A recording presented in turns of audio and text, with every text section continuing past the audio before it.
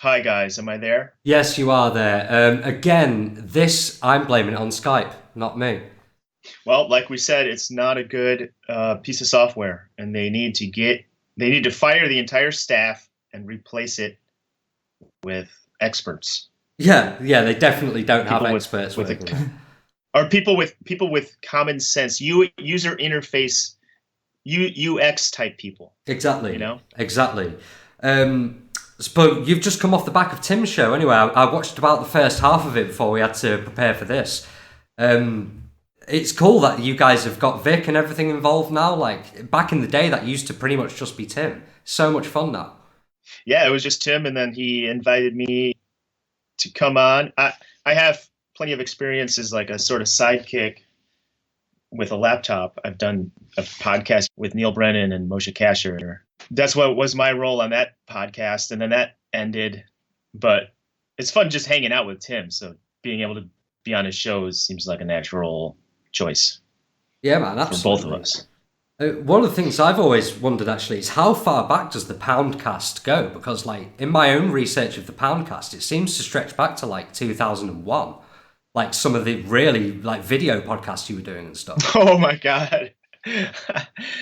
Yeah, when you said that, I was thinking about the podcast. Yeah, I shouldn't have named my podcast the same name as my I had a web series maybe 10 years ago. I called that the Poundcast. And before that, I just made a few little web blogs. And those don't go back to 2001, but they go back pretty far, back to the MySpace age of like 2006 or something like that, maybe 2005 even. So Well, that's my fault for naming everything the same with same title, different stuff. I don't know, man. I think gotta that makes keep it your kind of easier. All you have to search is Poundcast. You got basically your whole catalog right there. Yeah, but no consistency. Oh, I don't know, man. There's the Doug Pound feeling for sure. You must know that by now. Yeah, I mean, it's all about the brand. Yeah, the Doug Pound brand, man. So what's going on in what's it called? Sad Town, Grimstown. Yeah, Grimsby, the place where all happiness stems from. Well, my hometown is called Downers Grove. Really, So that's almost worse. Yeah, we're cut from the same cloth. You have twinned cities, don't you? We could be twinned. Yeah, Downers Grove sister city, they call it here, would be Grimsby, Yeah. maybe. Yeah, we should definitely figure that out. Get some diplomatic relations going between all of the miserable towns around the world. Where only smiles are used as currency. Yeah. So you're in the Northeast? Are you on the coast? Do you have a beautiful beach? Well, we don't have a beautiful beach. We've got a beach full of plastic and dog shit. Oh, you got to go clean that up. Well, I don't feel like it's my responsibility. It's the careless dog owners. Well, the dog shit. Yeah, I wouldn't bother with that. You just kind of let that just go away naturally. Do people dump their trash at the beach? They actually do, unfortunately. We don't have the best reputation in England, man. Oh, that's too bad. You got to start setting an example.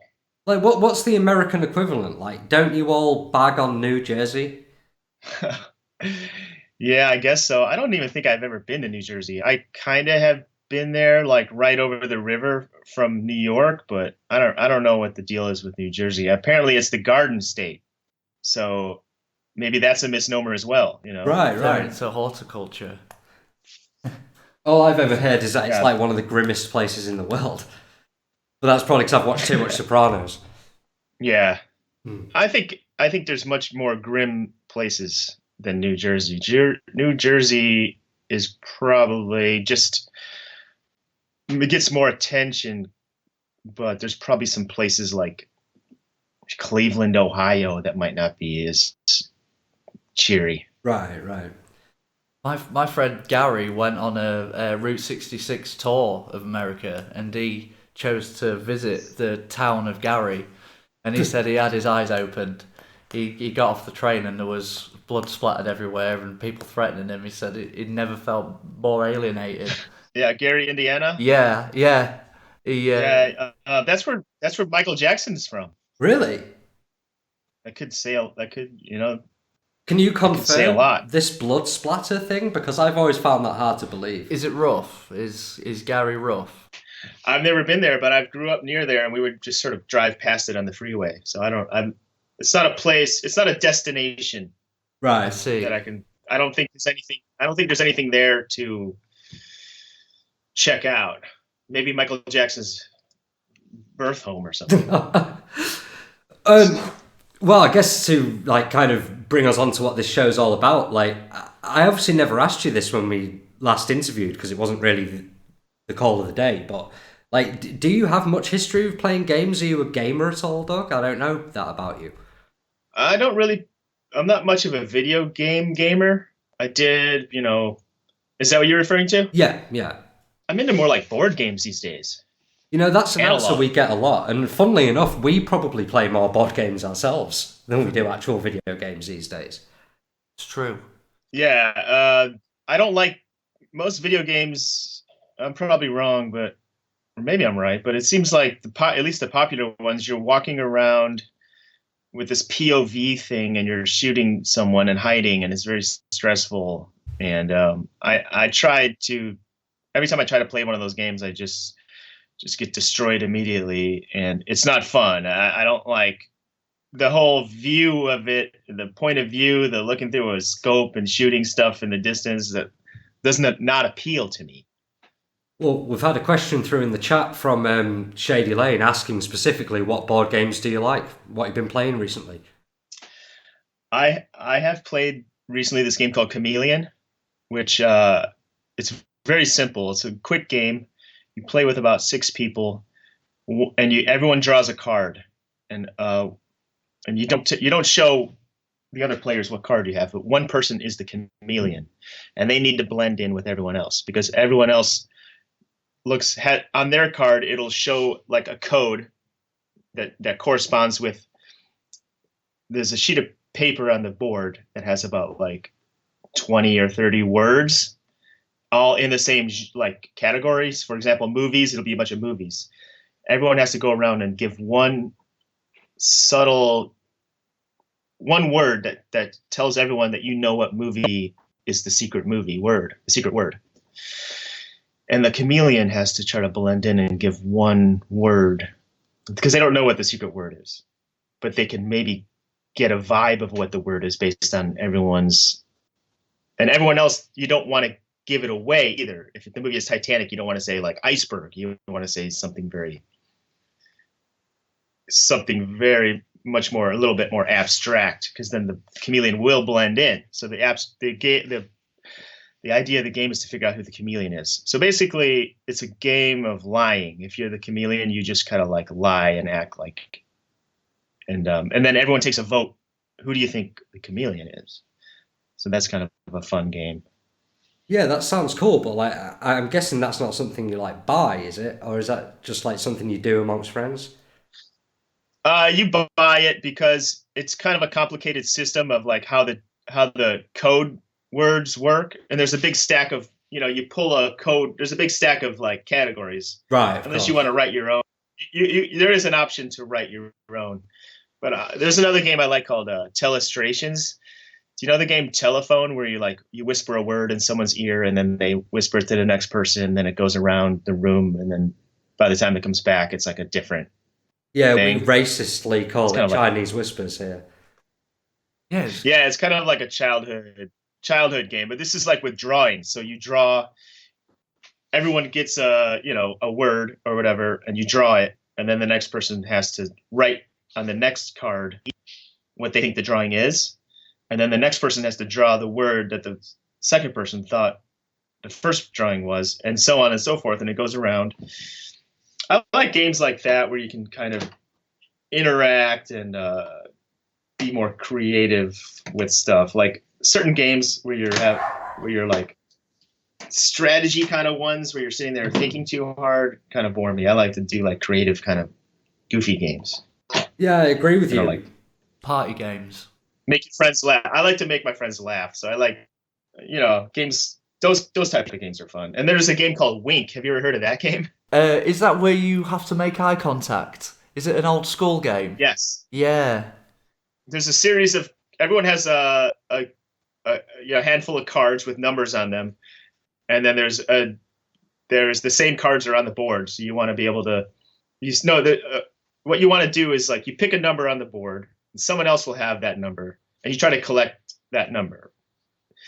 But basically, you have to say, "I'm looking for number 12," and if somebody has 12, they have to very subtly tell you. They have to wink at you when no one's looking to let you know that they have that card.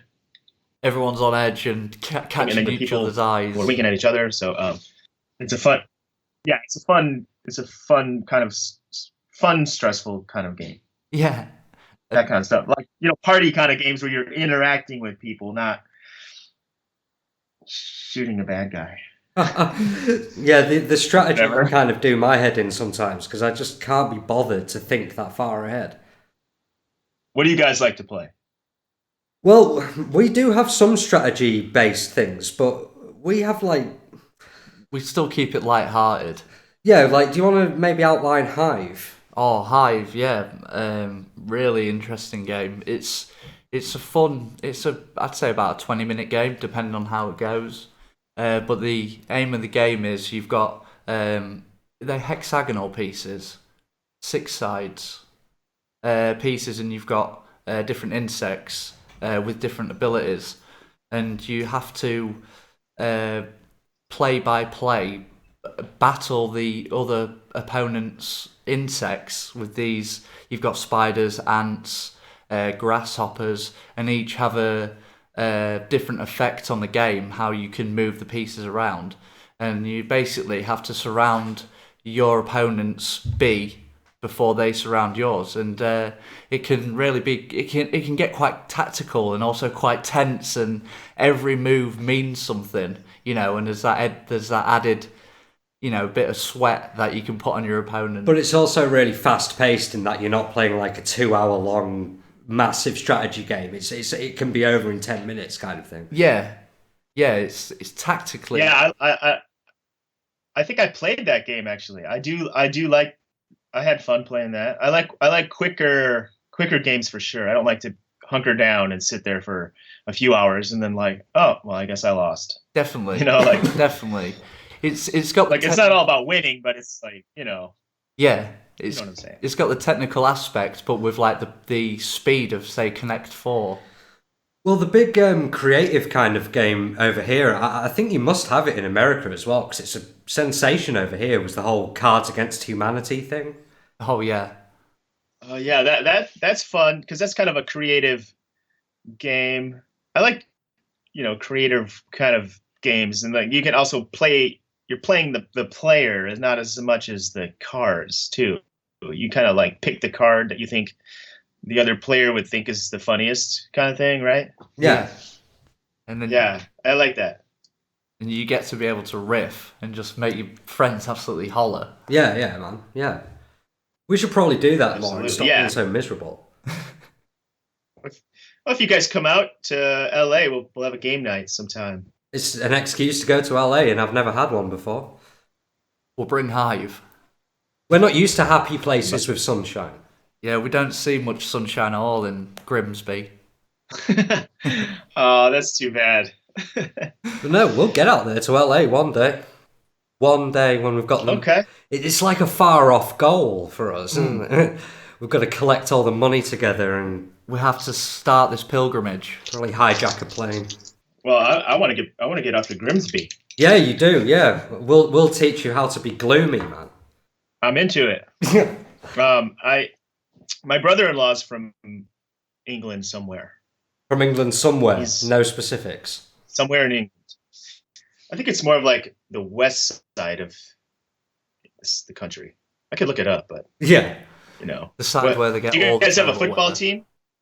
What? You guys have a football team? Yeah, Grimsby Town. We're one of the worst, aren't we, Dale? You know more about football than me. We're in the third to lowest recognised league.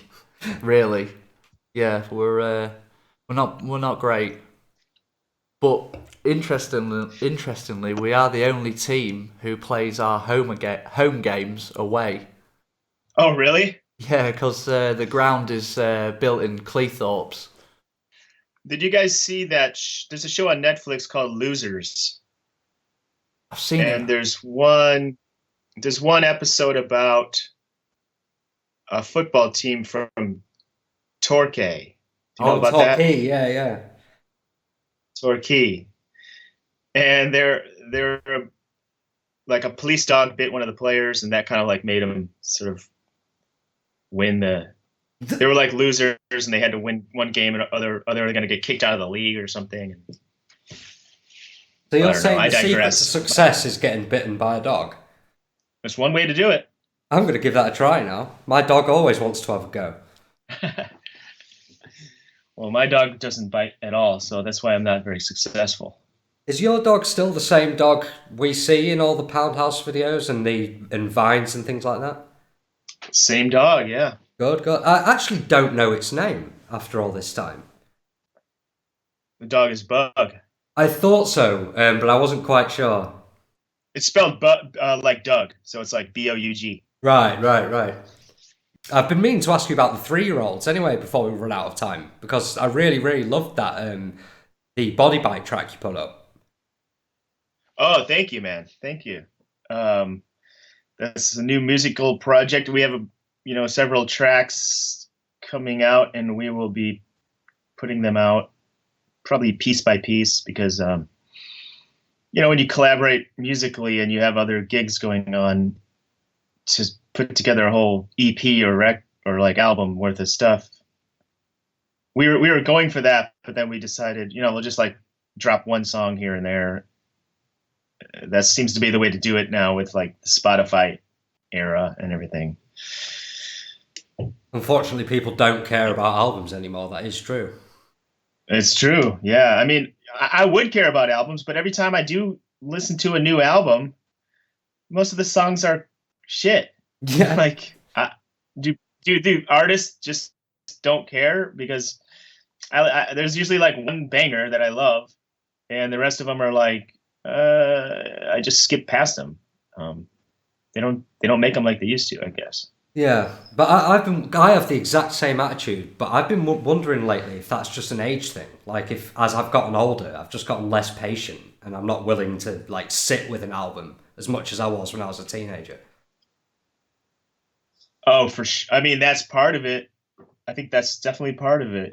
Maybe it's on us. Maybe it's our fault. But I also feel like I give an album a chance if there's an artist I like. Yeah. I don't want to name any names, but like I listened to it, a new release from someone I like, and it's a couple songs I really like that I keep coming back to, and then there's other ones that I don't know, they're just boring or something, and I don't know what to tell you. And you don't want to put out an album like that. You'd rather get it out in little bits.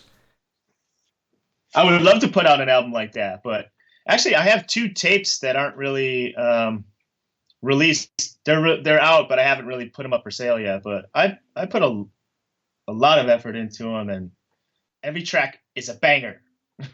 Yeah, I agree. Because I think I have one of those tapes. If it was one of the ones you put through NAR tapes. Oh, that one. Yeah, that's a bunch of old, weird, experimental kind of stuff. But no, I have 2 new ones that aren't really out yet. Oh, cool. I'm gonna have to keep my eye on that in case anything comes out. Because hit me up on email. I'll send you all the files, and then you could see if you like any. Maybe in my mind I think they're all great, but my tapes might suck too, and there's just a couple good ones. I'll send you all my new tracks, and you can play them on your radio show. Oh yeah, man, I'd absolutely love that. Cool. Because we got Ice Cold Homies on my tape, didn't we? Oh man, that's really old. Yeah. And I picked that one specifically because I wanted some exclusivity. It's like you can't find that track anywhere else. Uh-huh. So yeah, thanks for Ice Cold Homies, Doug. 2 years on. No worries. But just remind me, and I'll send you some updated stuff. Oh, awesome! Yeah, I'm going to be all over that, and I might even write about it. Actually, I haven't been writing in ages. Cool. So, like, before we finish up here, like, I couldn't agree with you more about modern games actually being difficult, as in just like kind of dull experience. But like, was there anything kind of in the old school, like maybe when you was growing up, older kind of games? I'm just trying to find out if there's anything that you might have like really loved. I could play something from. Oh yeah, I mean, Super Mario Brothers on the classic NES. Yeah. That I was just like obsessed with it. I couldn't stop playing it until I beat it. And then when PlayStation came out, there was oh man, I can't think of it. There was some pretty cool, weird games where you're kind of flying through space. Maybe there's one called, it was like racing, kind of space racing games. One of them was maybe called Nitro or something. Sounds like Wipeout. And maybe Wipeout. That's it. I like that. I also like the Tony Hawk Pro Skater games. Those are more of like just playing against yourself. You know, you're trying to stay balanced and not fall. And it was like a skill game. Hitting them combos. Yeah, those are fun. I like that kind of stuff. To the sound of Del the Funky Homo Sapien and Primus. Oh yeah, turn it up. Yeah, best man. Soundtrack ever. Absolutely. So actually, we'll probably play some Del after this, just to tie into that Tony Hawk's thing. He's one of the funkiest Homo sapiens out there. I'd hope so if he's advertising that fact. Yeah. It better not be a misnomer. Because I would actually take him to court for misrepresentation. Well, Doug, it's been awesome talking. I'm sorry we took so long getting there with the old technical issues and everything like that. No worries at all, mate. Slipped in a little mate there. What's the the American equivalent? Pal? Thanks, bro. pal. Oh, bro. Cheers, bro. Oh, bro, yeah. Bro, that's better. Peace. Yeah. Peace. Yeah. Well, in that case then, peace out, Doug, and I'll be in touch very soon with the about the tunes, because I definitely want those. No worries. Take care, guys. Cheers, Doug. Yeah, thank you very much. Cheers. All right. Bye.